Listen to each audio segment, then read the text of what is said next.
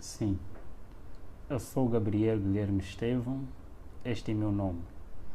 Meu testemunho não é diferente de outros e também não é para a questão de gloriar-me, mas para que o nome de Deus seja glorificado. Ele me tirou do poder das trevas para a sua maravilhosa luz, para que o seu nome seja glorificado de todas as formas. A minha história começa da seguinte forma. Os meus avós, na parte materna e na parte paterna, eles já eram agentes de Satanás. Eles já tinham pacto com Satanás. O meu avô, na parte paterna, ele era um regidor. Cá em Angola, regidor é aquele que tem o poder de cuidar 5 aldeias. E também tem o domínio de 5 reis, ou sobas, cá em África. Então ele tem que ter o poder suficiente para ter o domínio de todos os feiticeiros e encantadores desta aldeia ou desta região. E ele fazia parte disto. Ele tinha poder, recebia entidades espirituais como os anjos. E neste de receber a identidade, a minha mãe tinha um problema que o próprio Lúcifer e os seus anjos haviam posto nela. A falta de alcançar. Ele não alcançava porque era uma mulher estérica. E nessa de procurar remédio, eles não conseguiram em igrejas, mas aparece o anjo chamado Asbad, é um anjo, ministro ou conselheiro que Satanás enviou, nesse caso Lúcifer, enviou ao meu avô para transmitir a esperança de que a partir do ventre da minha mãe sairia um que deveria representar o seu caráter ao mundo. Deveria anunciar o sistema estabelecido por ele mesmo, que anteriormente nós chamamos de CFM, Crenças Fundadas em Mitos. E nesse sistema deveria ser espalhado como ele mesmo já vinha espalhado. O tempo foi passando,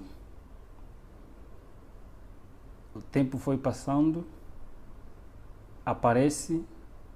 Então, ele dá o remédio, ele dito o tipo de remédio, dá à minha mãe consumiu, deu o primeiro filho, à luz o primeiro filho, chamado Carlos, que é meu irmão mais velho, mas eles disseram, este mesmo anjo aparece novamente dizendo que este não seria aquele que Lúcifer pretende, mas o a seguir dele.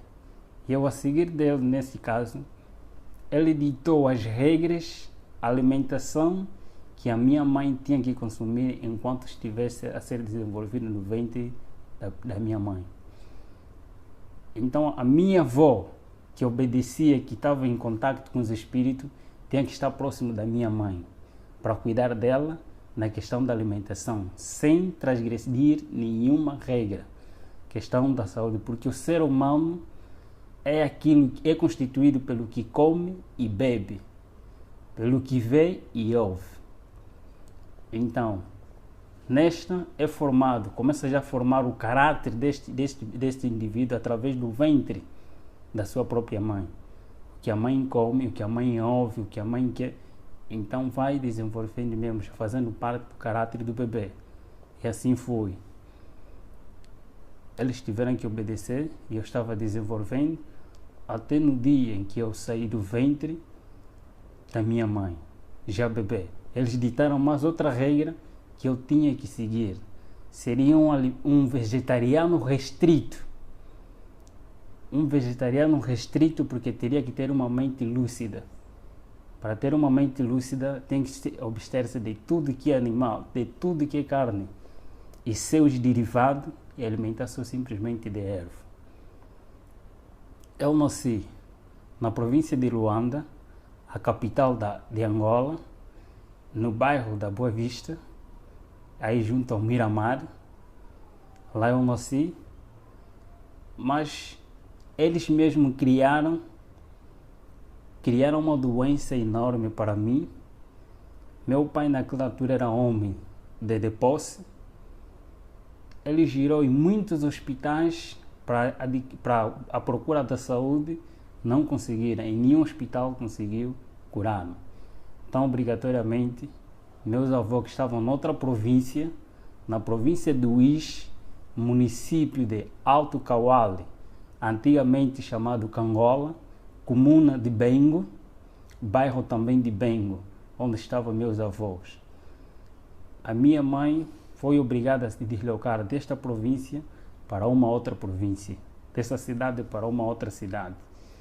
E lá, logo que chegamos, a doença passou. Não fizeram quase nada, mas a doença passou naturalmente, porque eu tinha que crescer junto aos meus avós. Aos meus 9 meses, aproximadamente, já conseguia estar distante da minha mãe. Então fui retirado do colo da minha mãe para viver com meus avós na fazenda.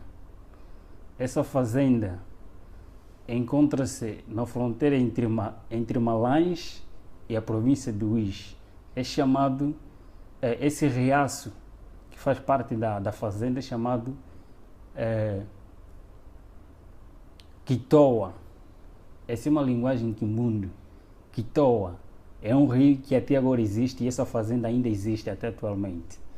É lá onde eu cresci, com meus avós, em companhia de anjos, porque eu tinha o privilégio de ver os anjos em todas as suas formas e manifestações. Eu cresci distante da sociedade humana para ter uma mente e um coração frio, uma mente liberta, uma mente livre. Tinha que viver com a natureza.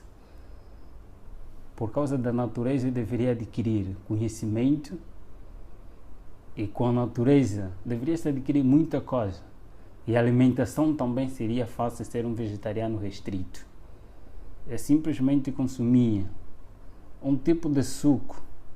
Esse suco era sangue de pessoa, que tinha que fazer parte de mim para se tornar um cruel. E eu fui ensinado de que eu sou Deus. E dentro de mim há um Deus. Sendo Deus, todos os seres humanos são objetos. E eles não merecem viver. Todos os seres humanos são objetos. E eles não merecem viver. Assim fui educado pelos anjos. Até os meus 6 a 7 anos, tive que sair da fazenda em que eu estava para entrar em sociedade, para viver com a sociedade agora. Fui retirado da fazenda, agora para a aldeia. E da aldeia eu podia ver, a partir do período noturno, as pessoas que voavam ao cumprir a missão, nesse caso, os feiticeiros, encantadores, nas suas viagens. Eu poderia os contemplar. Mas a minha missão eu era um reptiliano. O reptiliano é aquele que é usado como um canal. Esta pessoa canaliza, recebe os espíritos e ele fala, não ele, mas os espíritos a falarem por ele.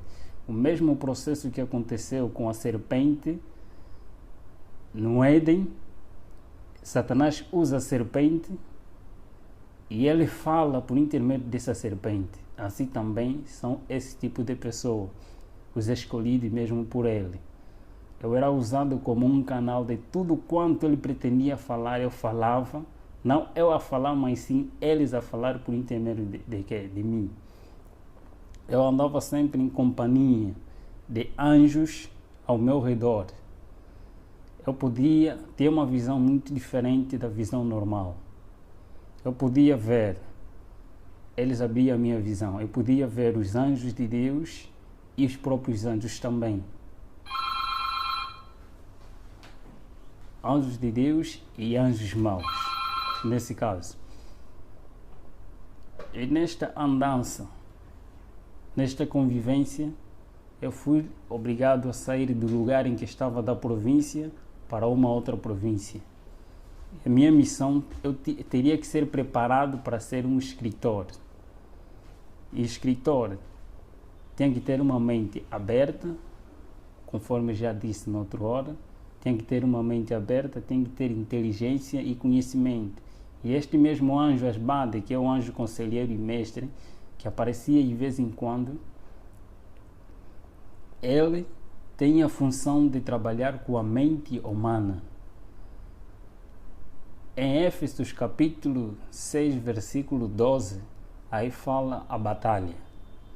E a batalha que ele aí fala, disse que é nos lugares celestiais. Então a minha missão é trabalhar com a mente humana, ter o conhecimento cabal da mente humana. E nós estudávamos não só outros livros, mas também a própria Bíblia. Os teólogos estudam a Bíblia para defender, estudam a Bíblia para pôr em prática aquilo que eles aprendem, para adquirir o caráter de Cristo.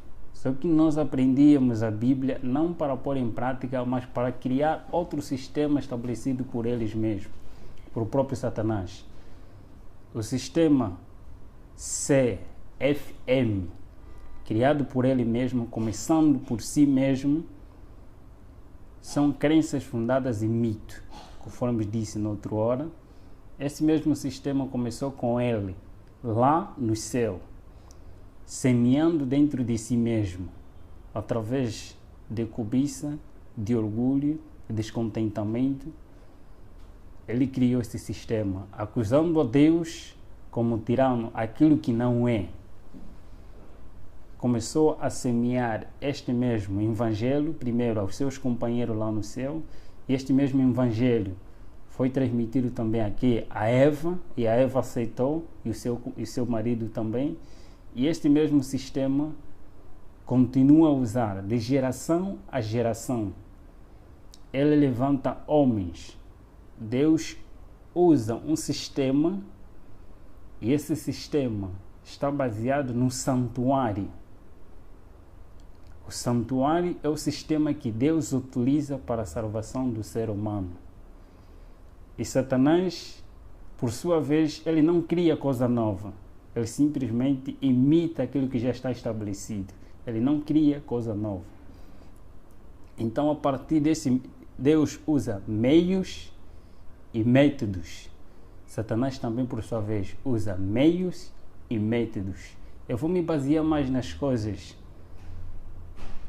que nós fazíamos, dos meios e métodos para adquirir o ser humano. Primeiro dos métodos que ele utiliza primeiro método é o método do apetite não controlado em todos os aspectos do ser humano. O apetite pervertido da natureza pecaminosa do homem, aquilo que ele adquiriu depois do pecado. Então, esse método utiliza-se para criar insatisfação do ser humano, tanto no comer, no beber, no vestir, em todos os aspectos da vida do ser humano. Então cria-se,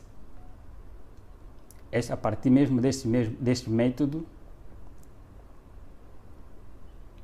a insatisfação, nesse caso, a intemperança em todas as coisas, não ter o controle do que entra e sai.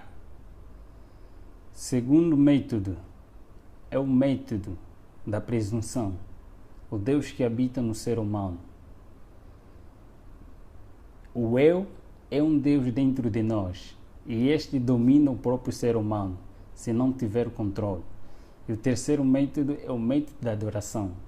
Todo ser humano tem a tendência, por natureza, a adorar alguma coisa, porque o ser humano foi criado para adorar Deus. E na ausência de Deus, então cria-se vários objetos ou ídolos para que este ser humano adore. E afastando-se da verdadeira adoração, não importa que tipo de objeto ou coisa que você mais ama, este te aproxima a Satanás e não a Deus. Dos meios, temos o primeiro meio, a riqueza, que eles mesmos utilizam. A riqueza, tanto pobres e ricos são escravos dos desejos e da ansiedade de adquirir aquilo que eles não têm. Os pobres têm medo e receio da sua pobreza e eles lutam para adquirir aqueles que eles não têm. E os ricos, por sua vez, eles têm medo de perder o que têm e eles vão à luta, adquirir mais e mais para não perder o que têm e ter mais. Então todos eles tornam-se escravos de si mesmos. Insatisfeitos, a insatisfação toma posse das suas mentes e eles tornam-se escravos que não querem saber de quem os criou. Outro meio que é chamado a moda. Todo ser humano foi criado, todo ser humano, por natureza pecaminosa, com essa natureza pecaminosa, todo ser humano quer ser celebridade, quer aparecer em algum lugar, quer ser conhecido de várias formas. E todas as coisas neste mundo têm sempre um modelo. Então, a partir deste mesmo meio, eles utilizam os tipos de modelo que eles incentivam através das mídias, eles publicitam.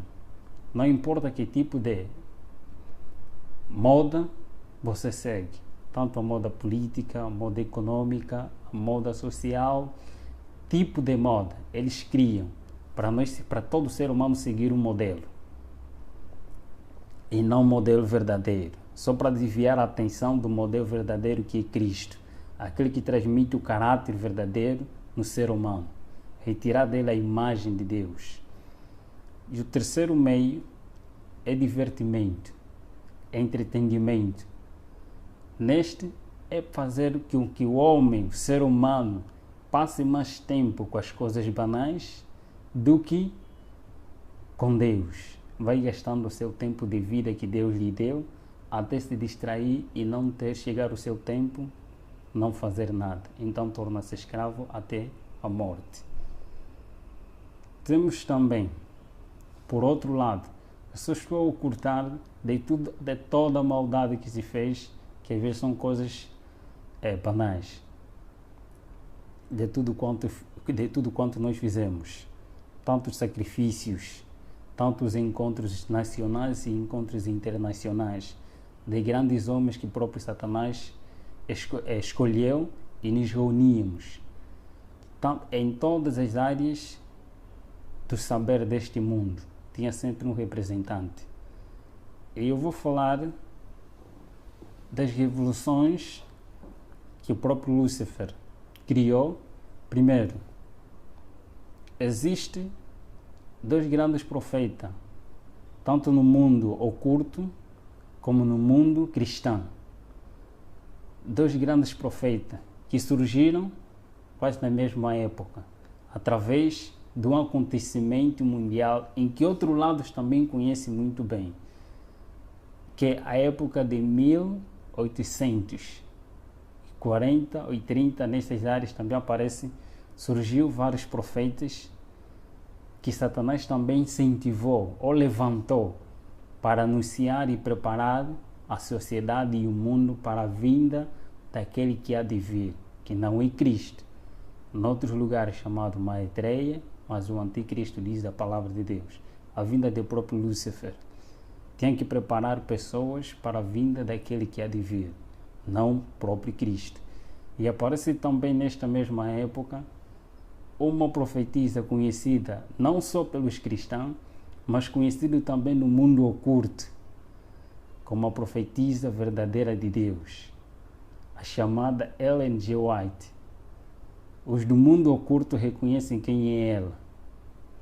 Ela foi uma mulher que foi usada por Deus para anunciar as boas novas do que está escrito na Bíblia e para preparar as pessoas para a vinda de Cristo.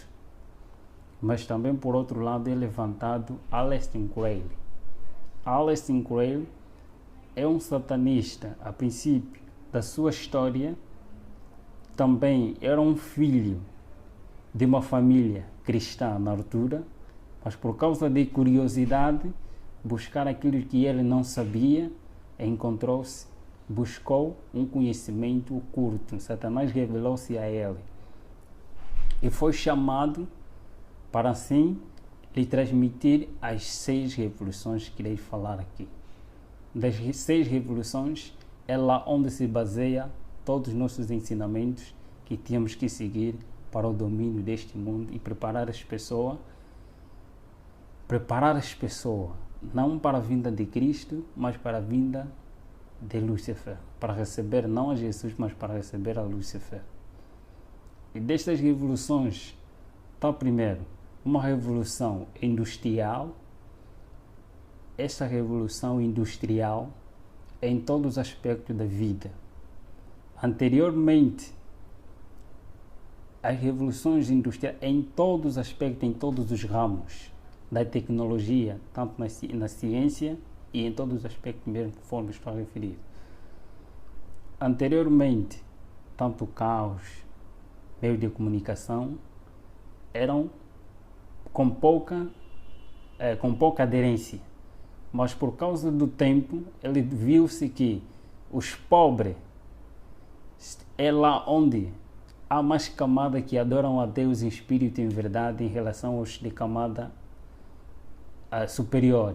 Nesse caso, foram obrigados a inventar-se mais coisas para a atração daqueles que adoram verdadeiramente a Deus, através das mídias, em todos esses aspectos.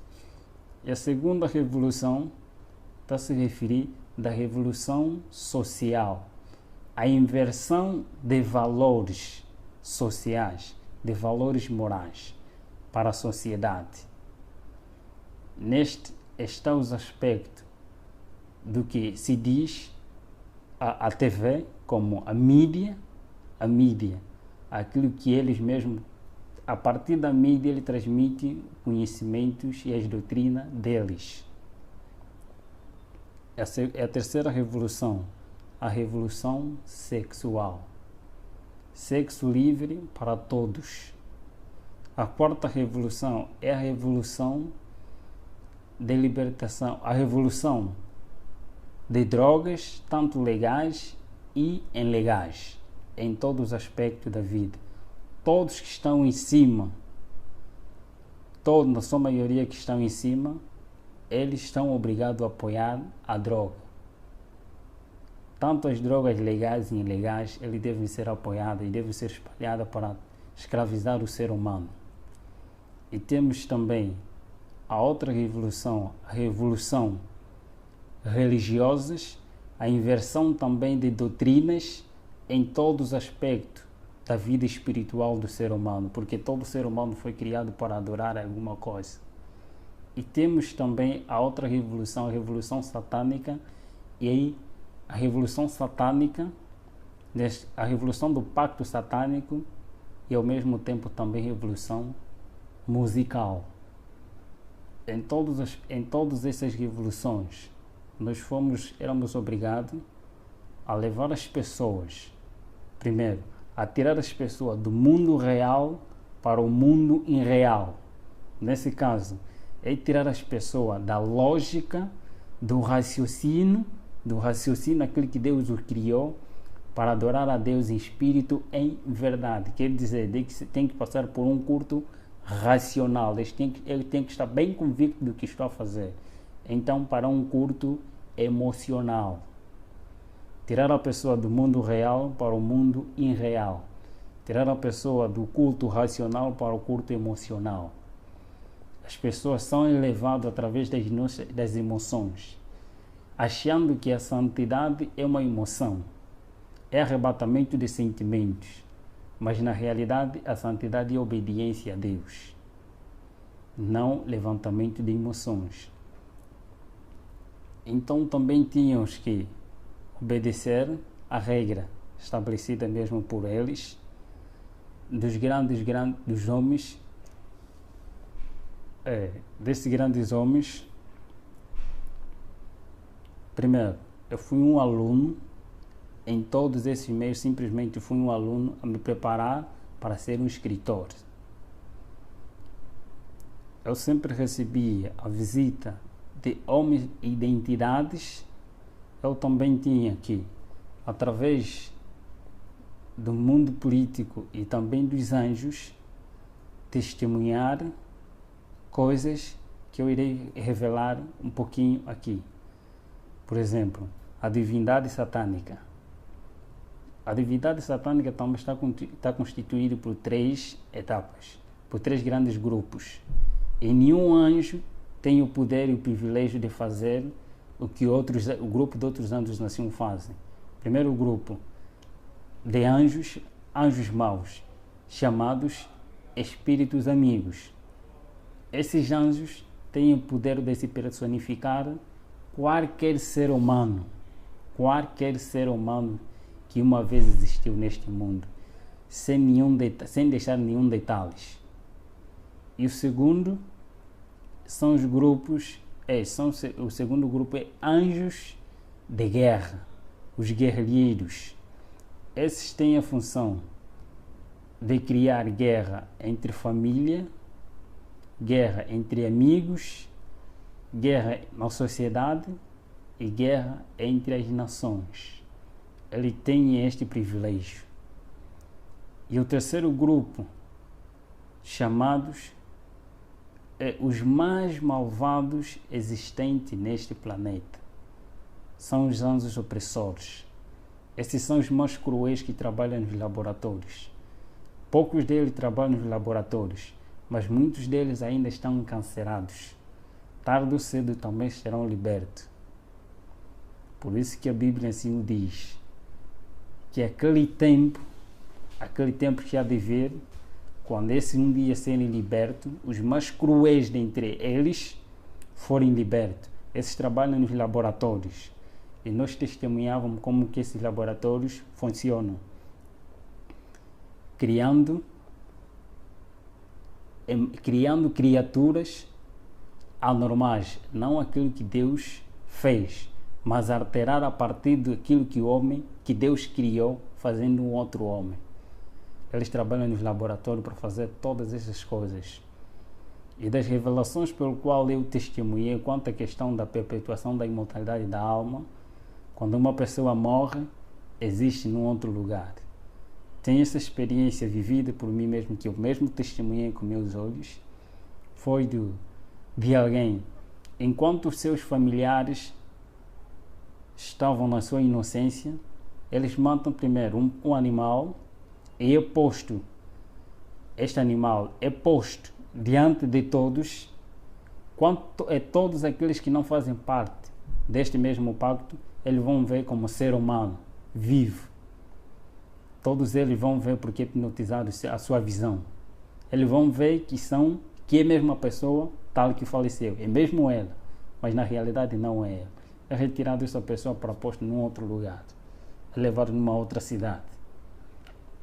E ali as pessoas vão enterrar, a família vai enterrar esta pessoa, que é o animal na realidade, mas eles vão ver como uma pessoa é enterrado, na realidade enterraram um animal, mas não é a pessoa continua a viver num outro lugar. E quando eles querem anunciar que o fulano de tal está a viver em outro lugar como um escravo, está a viver como tal, ele aparece em forma conforme eles mesmos viam, carne e osso, mesmo ele, mas na realidade eles enterraram um animal, um objeto. São estas visões. Os laboratórios também, guerra que nós testemunhávamos, eles criam mesmo a partir desses que é tese e antítese. Cria-se dois grupos quanto à questão da guerra. Todos eles fazem parte do pacto. E desde que fazem parte do pacto, quando há guerra, há derramamento de sangue. Quando há derramamento de sangue, há sacrifício de pessoas. Então cria-se dois grupos, duas pessoas que têm o mesmo pacto. Um defende outra ideologia e outro defende outra ideologia. E criando dissensão, cria-se a guerra. E esta mesma guerra, com a intenção de sacrificar pessoas, ou então de eliminar alguns cristãos, como guerra religiosa, guerra econômica e guerra política, guerra civil. Em todos esses aspectos, eles utilizam os seus meios, só simplesmente para enganar o ser humano e para sacrificar também o próprio ser humano. Em todos esses aspectos, todos que são escolhidos por ele, obrigatoriamente têm que ser vegetarianos, para serem usados como espírito, para serem usados como instrumento nas mãos de Lúcifer e ter uma mente lúcida. fomos muitos caminhos, muitos encontros dos sacrifícios. Primeira coisa, é chamado aquele morto-vivo. O combate nosso não era com os mortos-vivos, mas sim com os vivos. O processo de mortos-vivos, tanto nos filmes, nas histórias que eles mesmos criam para revelar aquilo que eles vivem na realidade. História de terror, de vampiro, pessoas apresentando pessoas mortas, mas ao mesmo tempo estão a viver, contaminados. Então, eles contam as histórias bíblicas através de filmes. Acontece da seguinte forma: nós chamamos mortos-vivos todos aqueles que não têm Cristo em sua vida, como Senhor da sua vida, como Senhor e Salvador da sua vida. Então eles são cadáveres. Eles são mortos, mas ao mesmo tempo estão a viver. Porque quando Adão peca, Adão e Eva pecaram, eles foram destituídos da glória de Deus, foram destituídos da vida, mas eles continuaram a viver pela graça. E vivendo pela graça, sendo pecadores, cumprindo o que está escrito, ele vivia, imagina, não tinha morte eterna, conforme a Bíblia dizia. Então todos estes que não têm Cristo são considerados como mortos, mas ao mesmo tempo vivos ainda. E todos aqueles que têm Cristo são considerados que têm vida. E eu fui educado, eu curtei tanto a história, eu recebia Lúcifer várias vezes, visitava-me várias vezes para se revelar quem ele era. E neste grande conflito, fui a pessoa mais infeliz do mundo. Fui a pessoa mais infeliz do mundo porque eu nunca sabia o que era paz. Eu não sabia o que é fazer o bem. Eu tinha um coração muito frio. Coração frio é aquele coração que não tem nem remorso, nem um ressentimento, mais cruel que um pedófilo, mais cruel que um psicopata. Eu tinha o temperamento de flegmático. Onde estava por natureza era tão calmo que ninguém podia desconfiar de mim, de que eu era satanista. Era tão calmo em todos os aspectos. Por natureza, tinha que ser mesmo assim. Melhor, até mais podiam bater-me, dar-me na cara, mas eu não poderia reagir naquele momento.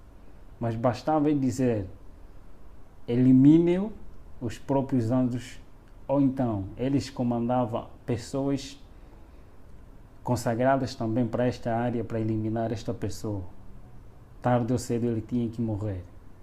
Só era tocado esse tipo de pessoa se porventura esta pessoa não estava com Deus. Nós não éramos permitidos a tocar num cristão, nem que seja só mesmo nas vestes dele. Não estou, qualquer satanista testemunha isto. E os próprios anjos testemunham isto. Ninguém é permitido, nem o próprio anjo de Lúcifer é permitido tocar as vestes de um santo, de um homem consagrado a Deus. Não pode, sem a permissão de Deus. Nesse mesmo grande conflito, eu podia ver a presença de um anjo de Deus afugentar 10, 20, mais do que isso. Só mesmo a presença de um afugentava muitos que eram nós. E nessa questão, eu poderia sempre me interrogar: por que quando este aparece e estes somem?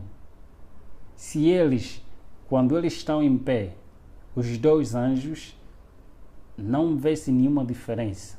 Se não tiveram a fazer nenhuma atividade, só mesmo em pé, não se vê nenhuma diferença entre anjo de Deus e anjos caídos. Todos têm a mesma luz, a mesma estatura. Não se vê nenhuma diferença. A diferença que se vê é através das suas atividades. Uns para o mal e outros para o bem do ser humano. E o campo de batalha entre o bem e o mal só consistia na mente humana, em ter o domínio da vontade humana. A mente humana. todos os meios que Satanás utiliza é só para ter o domínio da mente humana. E sempre que eu via nesses aspectos, primeiro, o homem, nas suas escolhas, nesse conflito, não é questão de poder, conforme às vezes mostra-se nos filmes, não é realidade. O conflito só existe quando o ser humano, o homem, escolhe por sua própria livre, espontânea vontade ser de Deus, Deus age e diz: este é meu voluntariamente, porque ele decidiu me escolher. Então ele aparece para proteger este indivíduo. E por sua vez também, quando o homem por si mesmo escolhe ser não de Deus, mas desobedecer a Deus, os anjos aparecem e clamam que este é nosso por sua espontânea vontade. E as orações de intercessão têm a seguinte função: quando um santo vai orando a favor de um ser humano, os anjos de Deus e os anjos do mal começam a cobrir esse ser humano, e por causa da oração de um ser humano semelhante de carne, começa a clamar a Deus. Então Deus aparece não pelo pedido deste indivíduo que está aqui, mas pelo pedido daquele que está ali, que tem a mesma semelhança, a mesma luta, aparece para acudir este homem. Deus, então, anjo de Deus aparece dizendo que este está a pedir socorro. E eu apareci porque o seu irmão está a clamar para que eu possa o libertar. E a escolha também depende do próprio indivíduo. Quando ele decide ser livre, então Deus o liberta. Mas quando ele diz que não quer, então também Deus não pode fazer nada. A luta é esta. E nesta mesma luta, neste mesmo conhecimento que tinha, e neste mesmo combate, eu me perguntava dentro de mim, na realidade, quem eu sou? Na realidade, para onde eu vou? Porque eu via todos aqueles que faziam pacto, não importa quem é, presidente de repúblicas, reis de reinos, em todos os aspectos da vida, eu via todos a submeter-se a Lúcifer.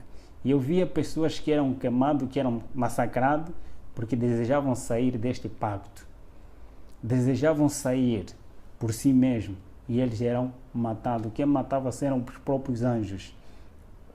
Quando o pacto é superior, então quem ataca são os próprios anjos mesmo. Eles assim mesmo matam, massacram. Às vezes matam este indivíduo, se é presidente, eles matam este mesmo presidente, e anjo próprio se personifica em forma deste ser humano, como presidente ou alguém de cargo, até certo momento. Este mesmo ser esse mesmo anjo se personifica para cuidar desta nação. Eles vão controlando, enquanto aquele já foi enterrado. Neste grande conflito, eu testemunhei a morte de muitos cristãos, porque eu participava e fazia também disto. Tanto em nações em que era proibido a religião verdadeira, proibido citar o nome de Deus, nós também lá estávamos para massacrar. Eu testemunhava todas essas coisas. Eu tinha que ver isso para que um dia pudesse escrever, não para Deus, mas para que as pessoas sigam a Lúcifer. Nesta mesma luta, no grande conflito, eu podia testemunhar e eu queria conhecer qual é a origem, onde eu saí, para onde vou, quem eu sou, qual é a razão da minha existência. Eu perguntava aos companheiros, indagando a eles. Nesse caso, estava a referir os anjos que sempre andavam comigo, estavam sempre em minha companhia. Uma coisa que eles não gostam é quando o ser humano procura a verdade. Eles não gostam, torna-se incômodo. Eu procurava saber qual é a realidade, a verdade existente. Quem é o príncipe do outro lado? Quem é aquele que tem poder superior ao nosso soberano? Todos nós temos que submeter a ele. E nós temos que chamar sempre de soberano todos os títulos que os cristãos dão a Jesus, Então os satanistas dão mesmo também esse mesmo título a Lúcifer, sem nenhum erro. Nesta mesma luta, eu procurava saber qual é a realidade. Em uma missão, numa missão para destruir, visitar um casal missionário que estava num dos bairros. Nessa de ir ao encontro deles, só nos aproximávamos, este anjo, eu era levado assim da seguinte forma: em qualquer lugar onde quer que eu vá, basta se tivéssemos assim, era uma transfiguração, era levado, transportado pelos anjos. Se eu quisesse que ir numa outra cidade e eles tinham que me cumprir, ele me levava, eu sumia do meio das pessoas em que eu estava e aparecia em outro lugar.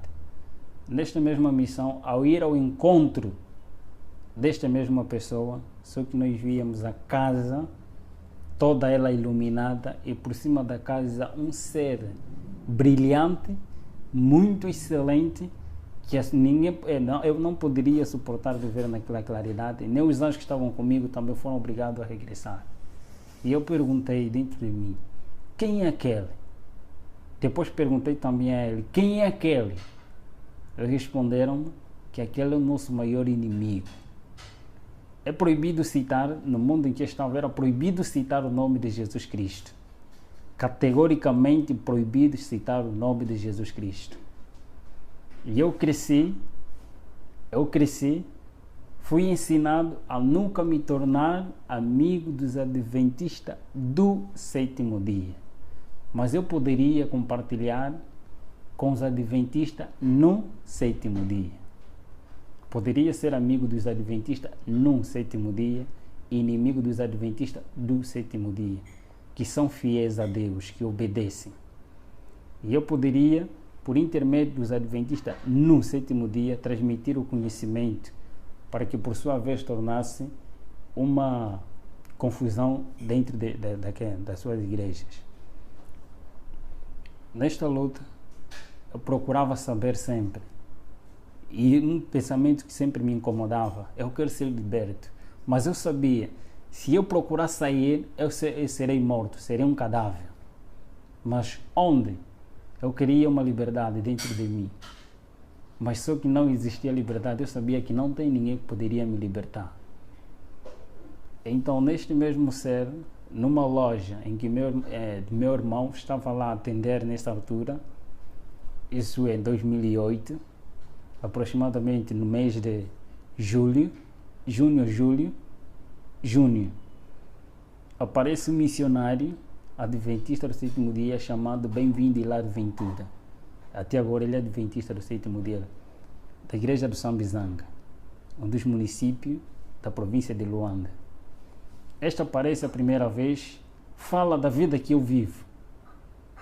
Ele começou a falar da minha vida. Eu não estava a gostar, mas como questão de ética ele estava ali, ele falava. Não lhe liguei, não lhe dei atenção. Apareceu o segundo dia, o mesmo horário, depois do serviço dele, apareceu dizendo as mesmas coisas, dizendo de Jesus Cristo, de um tal chamado Jesus Cristo, que ele mesmo falava e incentivava muito, que ele é a liberdade. Ele dá força e dá poder, e tem poder para libertar todos aqueles que têm desejo de serem libertos das garras de Satanás e de Lúcifer, conforme ele lá chamado. O terceiro dia, eu estava muito aborrecido com ele. Eu queria que meus amigos aparecessem para incentivar na realidade e mostrar quem eu sou diante deste homem, que eu não sou uma pessoa normal e eu não quero mais saber deste Jesus pelo qual ele está aí a referir. Só que desta vez ele aparece e transmite-me a mensagem e eu estava atento do que ele estava a falar.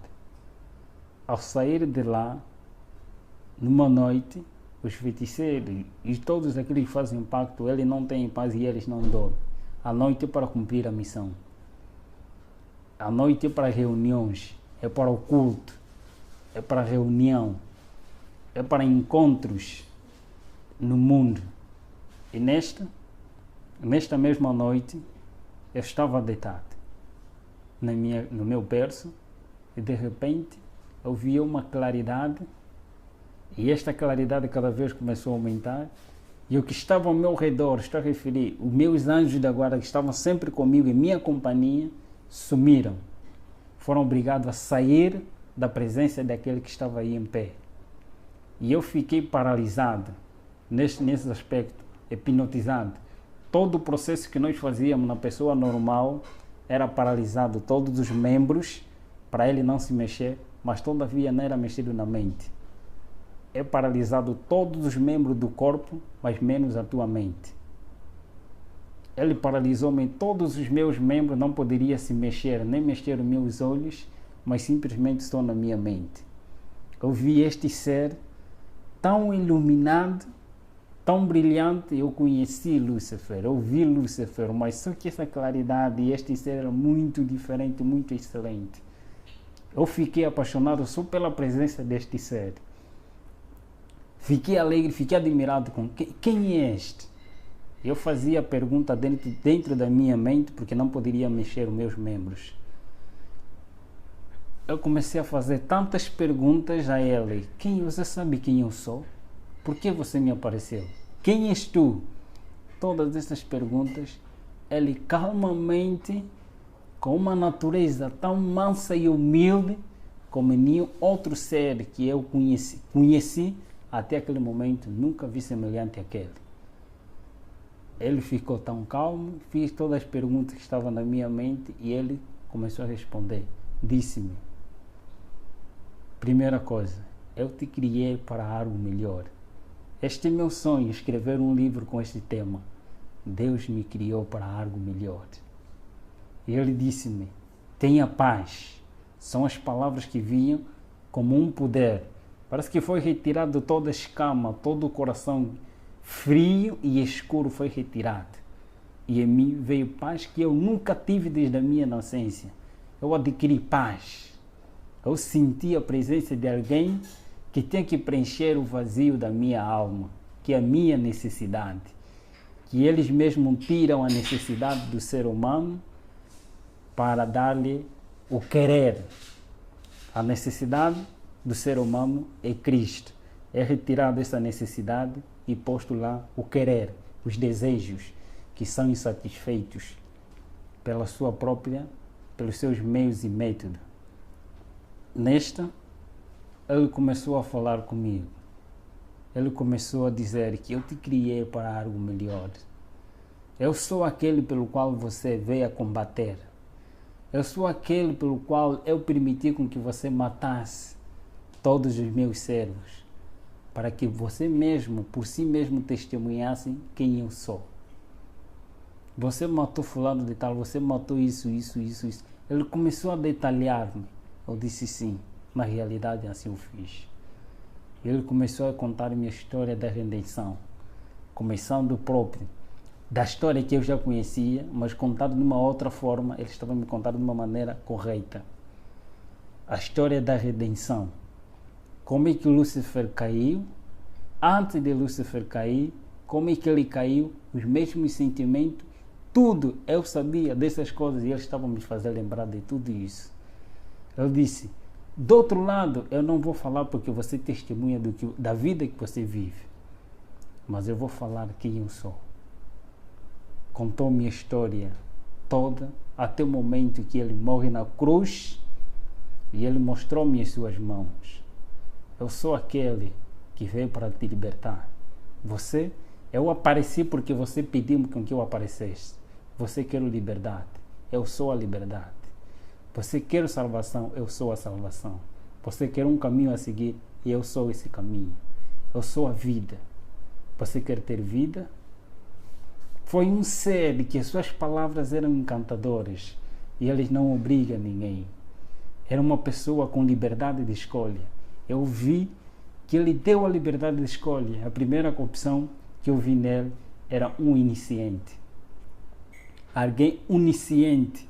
Onisciente, Lúcifer ele não é. E onisciente só tinha que ter alguém superior. Eu via porque ele pensava, ele lia, respondia as minhas perguntas que estavam na minha mente. E ele falava exatamente daquilo que eu necessitava. Eu disse que este é o verdadeiro Deus, a quem eu venho combater. Foi uma conversa longa, aproximadamente 5 ou 4 horas, em conversa com o grande mestre. No final ele disse-me: você quer seguir? Eu prostrei-me de joelho diante dele e eu disse: Senhor, a partir de hoje tome posse da minha vida, mas libertai-me daqueles que são superiores a mim. O Senhor conhece. Tome-me como sua propriedade. E ele deu-me a decisão.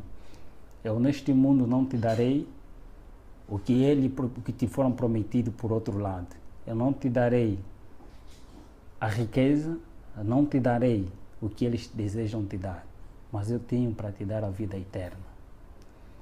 Eu te prometo, não neste mundo. Neste mundo você vai ter que sofrer.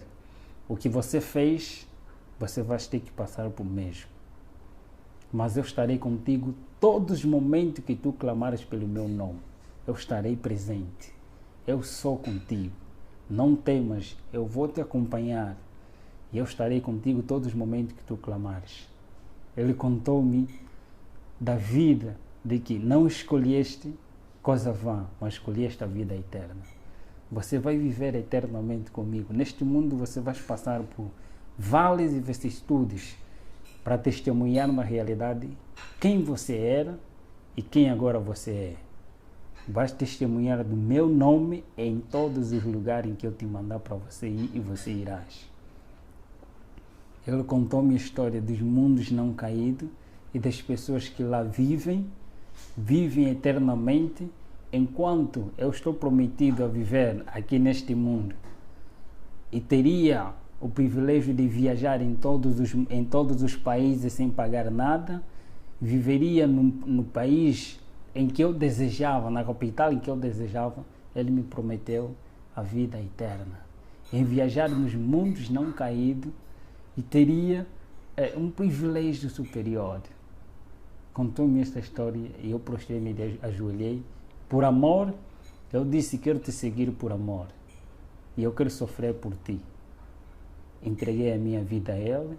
A partir daquele momento em diante, depois de alguns dias, aparece o próprio anjo.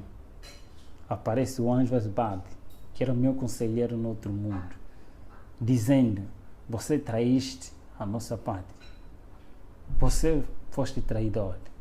Mas mesmo assim, o mestre ainda quer te receber. Quero que você renuncie o mestre que você aceitou.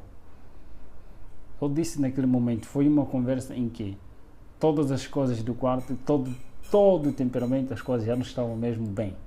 Era uma área muito quente naquele momento. Eu disse: eu tenho alguém superior a quem eu escolhi de momento. Eu penso que, de tanta conversa, eu disse simplesmente: em nome de Jesus Cristo, a quem eu escolhi, e ele me prometeu ter a vida eterna, aquele que me ama com amor eterno e com amorável benignidade me tem atraído. Eu aceitei por amor e eu quero sofrer por ele.